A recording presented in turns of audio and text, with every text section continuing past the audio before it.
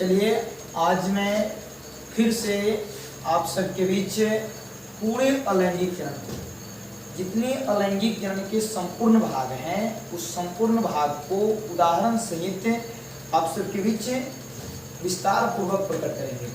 तो ध्यान पूर्वक आप सभी इस पूरे वीडियो को उदाहरण सहित देखेंगे। देखिए अलैंगिक किरण के कुल जो भाग हैं, अलैंगिक किरण के कुल भाग 6 हैं। कौन कौन? तो विखंडन है, विखंडन के बाद मुकुलन है, मुकुलन के बाद आपकी खंडी भवन आते हैं, खंडी भवन के बाद प्रणुद भवन, प्रणुद भवन के बाद बीजाणुजनन या बीजाणु निर्माण और छठे आते हैं कायकिरण। तो एक एक करके उसको उदाहरण से ही देखते हैं। तो यहाँ पे अलैंगिक जनन,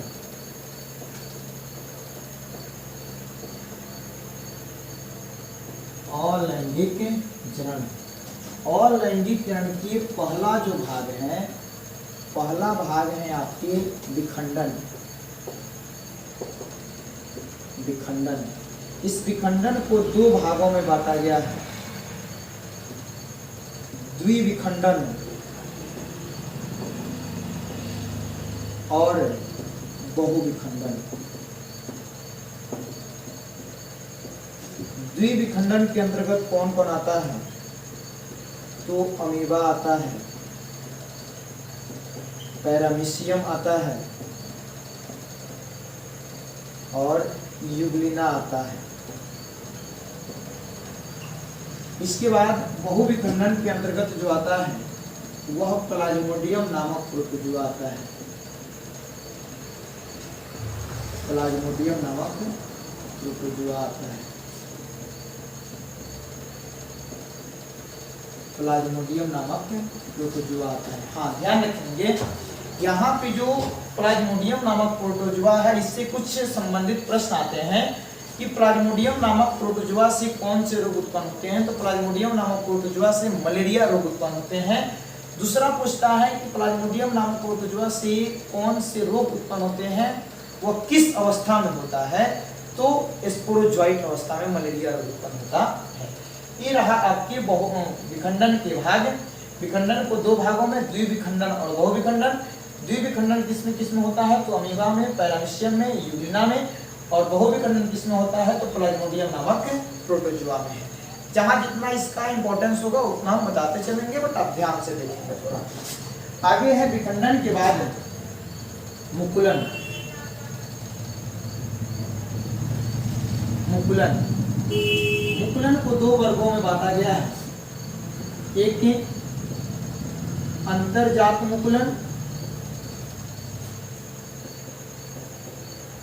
दूसरा बहिर्जात मुकुलन। बहिर्जात मुकुलन। अब अंतरजात के अंतर्गत कौन कौन आते हैं, बहिर्जात के अंतर्गत कौन कौन आते हैं, इसका उदाहरण पूछता है आपसे। तो अंतरजात के अंतर्गत कौन आता है? तो वह आता है स्पंजी। और बहिर्जात के अंतर्गत कौन कौन आते हैं? तो हाइड्रा आते हैं और हिस्ट आते हैं। ठीक है, यहाँ पे स्पंजी अंतरजात के उदाहरण है और बहिर्जात के अंतर्गत हाइड्रा और हिस्ट है। यहाँ पे थोड़ा सा प्रश्न जो आता है, टोरुलेशन क्या होता है? तो टोरुलेशन क्या है? मुकुल के ऊपर मुकुल का निर्माण होना क्या कहलाता है? टोरुलेशन कहलाता है। ठीक है, तो अब तक अलैंगिक जनन के 2 भाग देखिए। तीसरा भाग है आपके खंडी भवन। तीसरा भाग है खंडी भवन, फ्रेगमेंटेशन। तो खंडी भवन के अंतर्गत कौन आता है? तो खंडी भवन के अंतर्गत यूलेथ्रिक्स आते हैं और स्पाइरोगाइरा आते हैं, स्पाइरोगाइरा आते हैं। इसको याद रखना है, उदाहरण के उदाहरण ही आपसे पूछे जाते हैं। उसके बाद है पुनरुद्ध भवन, रीजनरेशन। पुनरुद्ध भवन, पुनरुद्ध भवन का जो अर्थ होता है, पुनरुद्ध भवन का मतलब पुनः निर्माण होना होता है। किंतु यह पुनः निर्माण होने की जो क्रिया होती है, एक कुचवर्गीय जीव छिपकली में आप सभी देखते हैं। छिपकली में पुनरुद्ध भवन की क्रिया होती है, यानी उसके पूंछ कट जाते हैं तो पूंछ के कटने के बाद पुनः पूंछ निकल आते हैं। किंतु उस कटे हुए पूंछ से छिपकली के पुनः निर्माण नहीं होते हैं, और इस जनन में यही होते हैं कि उस कटे हुए भाग से भी नए संतति बन जाते हैं। ठीक है, तो यह पुनरुत्थान की क्रिया सबसे अधिक है आपके एक जीव है जिसका नाम है प्लेनेरिया। प्लेनेरिया, इस प्लेनेरिया में पुनरुत्थान की क्रिया दिखाई देती है। अब है आपका बीजाणु जनन। तो बीजाणु जनन जो है, बीजाणु जनन को मुख्यतः 3 वर्गों में बांटा गया है। बीजाणु जनन, तो बीजाणु जनन के जो 3 भाग हैं कौन कौन है? तो चल बीजाणु है, चल बीजाणु है, दूसरा कोनेडिया है, और तीसरा स्पोरेंजियोस्पोर है। स्पोरेंजियोस्पोर है। अब यहाँ पे चल बीजाणु के अंतर्गत कौन कौन आते हैं? तो चल बीजाणु के अंतर्गत हैं आपके यूलेथ्रिक्स,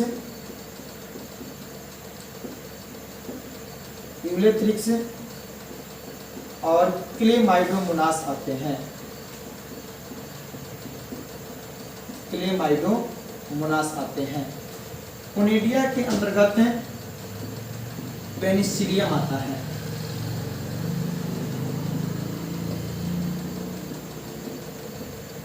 पेनिसिलियम आता है। स्पोरेंजियोस्पोर के अंतर्गत है राइजोप्स और म्यूकर आता है। यह है क्या चीज? बीजाणु जनन।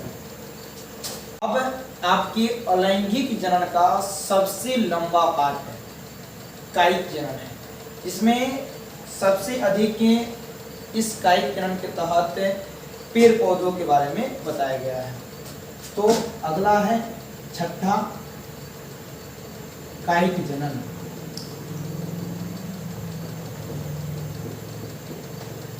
कायिक जनन, वेजिटेटिव रिप्रोडक्शन। तो सबसे पहले हम इसको जान लेते हैं कायिक भाग कौन सा होता है। तो जीवों के लैंगिक अंग को छोड़कर शेष जितने भी अंग होते हैं वह कायिक अंग कहलाते हैं। तो एक पेड़ पौधों के पास जितने अंग होते हैं उस सभी अंगों के बारे में आप जानते हैं। होता कौन कौन है? या तो जड़ है, तना है, टहनी है, पतिया है और पुष्प है। तो आप सब जानते हैं कि पुष्प का जो पौधे का पुष्प होता है वह लैंगिक अंग कहलाता है। तो लैंगिक अंग को छोड़कर शेष जितने भी अंग हैं वो सभी के सभी क्या कहलाएंगे? कायिक अंग कहलाएंगे। यानी जड़, तना, पत्ती, टहनी इत्यादि के माध्यम से जब नए पौधे के निर्माण होंगे तो क्या कहलाएंगे? कायिक जनन कहलाएंगे। तो इसी आधार पे कायिक जनन को सर्वप्रथम 2 वर्गों में बांटा गया है। पहला प्राकृतिक कायिक जनन और दूसरा कृत्रिम कायिक जनन। अब यह प्राकृतिक कायिक जनन और कृत्रिम कायिक जनन को अलग अलग बांटा गया है। तो प्राकृतिक कायिक जनन को 4 वर्गों में बांटा गया है, जड़ों द्वारा, तना द्वारा, टहनियों द्वारा और प्रकलिकाओं द्वारा। अब इसको हम एक एक करके उदाहरण सहित देखेंगे। अब इस कायिक जनन को हम पूरे विस्तार पूर्वक देखेंगे। तभी बतलाया हम कि कायिक जनन को 2 वर्गों में बांटा गया है, प्राकृतिक कायिक जनन और कृत्रिम कायिक जनन।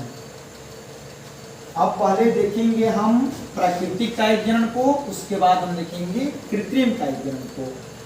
तो जो प्राकृतिक कायिक जनन है यह मुख्यतः 4 वर्गों में बढ़ जाते हैं। सबसे पहला है जड़ों द्वारा, जड़ों द्वारा।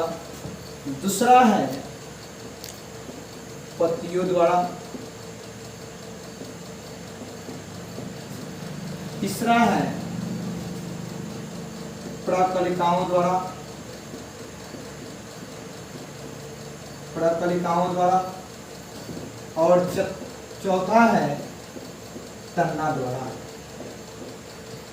अब यहाँ पे जरो द्वारा का हम सबसे पहले उदाहरण जानते हैं। जरो द्वारा का उदाहरण होता है शकरकंद, शकरकंद जिसे हम सामान्य भाषा में अलुआ के नाम से जानते हैं। शकरकंद, डहेलिया, डहेलिया, शीशम, परवल इत्यादि। इन सभी पौधों में जो जनन की क्रिया होती है किसके द्वारा होती है? जड़ों द्वारा होती है। अब आगे है पत्तियों द्वारा। तो पत्तियों द्वारा किसमें होता है? तो वह है ब्रायोफिलम, ब्रायोफिलम, कलांचो। ये किसमें है? पत्तियों द्वारा इन पौधों में जनन की क्रिया होती है। प्रकलिका, यह प्रकलिका जो होता है, प्रकलिका में अवयव आते हैं और अवयव के साथ साथ प्याज भी आ जाते हैं। ठीक है। अब आता है तन्ना द्वारा। तो तन्ना द्वारा का थोड़ा सा पार्ट जो है लंबा है। यह तन्ना द्वारा जो होता है, तन्ना मुख्यतः 3 प्रकार के होते हैं, जिससे हम आम तौर पे एक ही प्रकार के तन्ना, वायवीय तन्ना देखते हैं। किंतु तन्ना जो होते हैं 3 प्रकार के होते हैं, भूमिगत तन्ना और वायवीय तन्ना और वायवीय तन्ना।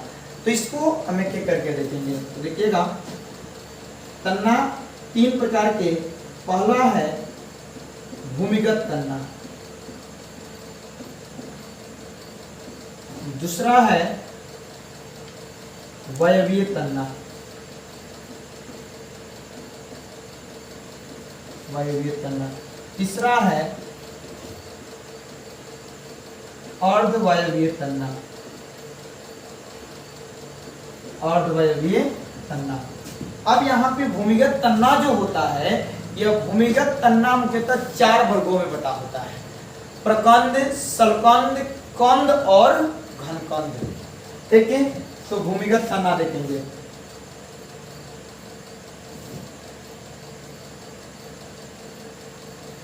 प्रकंद, सलकंद, अगला कंद, उसके बाद घनकंद। ठीक है। अब यहाँ पे एक एक करके यहाँ से प्रश्न आते हैं। प्रकंद का उदाहरण क्या होता है? प्रकंद का इंग्लिश बाबू राइजोम होता है।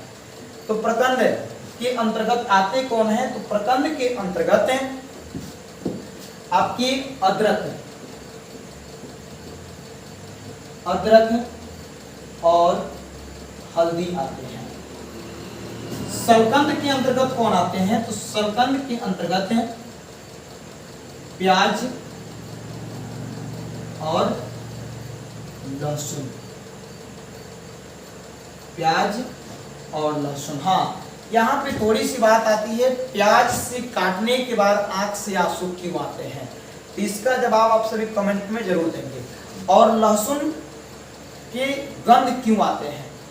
नेक्स्ट आप सभी इसको कमेंट में जरूर बताएंगे कि लहसुन से गंध क्यों आते हैं और प्याज की काटने पर आंख से आंसू क्यों आते हैं।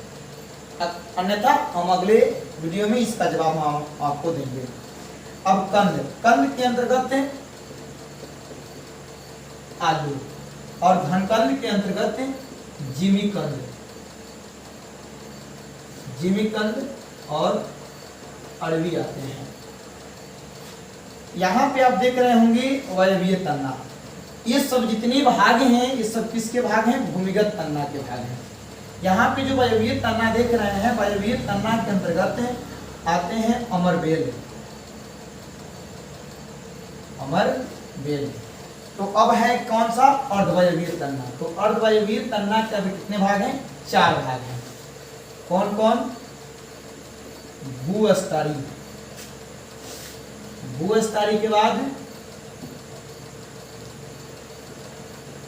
ऊपरी भूस्तरी,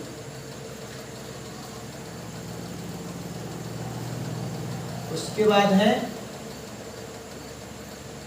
अंतः भूस्तरीय और उसके बाद है भूस्तरिका। ठीक है, तो अब इसका हम क्या करेंगे, एक एक करके उदाहरण देखेंगे। तो सबसे पहले हम देखते हैं इस भूस्तरिका का। भूस्तरिका का उदाहरण होता है जलकुंभी। जलकुंभी और पिस्टिया। पिस्टिया। इसके बाद आते हैं आपके कौन, अंतः भूस्तरीय। अंतः भूस्तरीय में कौन सा है, गुलदाउदी। गुलदाउदी। गुलदाउदी के बाद आते हैं, इसी के अंतर्गत आते हैं पुदीना। ऊपरी भूस्तरीय में कौन आते हैं, तो ऊपरी भूस्तरीय में दूब घास और खट्टी मिट्टी।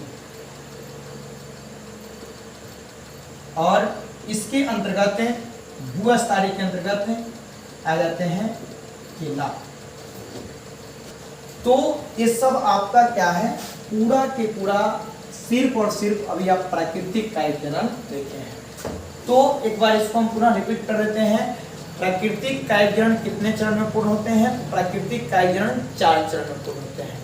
कौन कौन, तो जड़ों द्वारा, तन्ना द्वारा, टहनी द्वारा और प्रतलिका द्वारा। देखिए, तो जड़ों द्वारा के भाग नहीं होते हैं, पत्तियों द्वारा के भाग नहीं होते हैं, प्रतलिका द्वारा के भाग नहीं होते किसके हैं, तो तन्ना द्वारा के। तन्ना द्वारा जो है, तन्ना 3 प्रकार के होते हैं, भूमिगत तन्ना, अर्धवायवीय तन्ना और वायवीय तन्ना। तो भूमिगत तन्ना जो होता है 4 भागों में बटा होता है। कौन कौन, प्रकंद, सलकंद, कंद और घनकंद। अब इसमें प्रकंद के अंतर्गत कौन कौन आते हैं, तो यहाँ लिखा गया है। प्रकंद के अंतर्गत अदरक और हल्दी आते हैं। सलकंद के अंतर्गत कौन कौन आते हैं, तो प्याज और लहसुन आते हैं। कंद के अंतर्गत कौन आता है, तो आलू आता है। घनकंद के अंतर्गत कौन आता है, तो जिमीकंद और अरबी आते हैं। ठीक है, अब उसके बाद वायवीय तन्ना है, तो वायवीय तन्ना का भाग नहीं होता है, इसका उदाहरण होता है अमरबेल। उसके बाद है अर्धवायवीय तन्ना, तो अर्धवायवीय तन्ना होता है कि 4 भागों में बटा होता है, भूस्तरीय, अंतः भूस्तरीय, ऊपरी भूस्तरीय और भूस्तरिका। भूस्तरिका का यहाँ उदाहरण लिखा गया होगा कि केला होता है। ऊपरी भूस्तरीय का उदाहरण दूब घास और खट्टी मिट्टी। अंतः भूस्तरिका गुलदाउदी और पुदीना और भूस्तरिका का जलकुंभी और पिस्टिया। ये पूरा के पूरा जो है, सभी के सभी प्राकृतिक कायिक जनन है। ठीक है, अब हम कौन सा स्टार्ट करेंगे, कृत्रिम कायिक जनन। तो अब है आपका कृत्रिम कायिक जनन, जो कि कायिक जनन का अंतिम भाग था।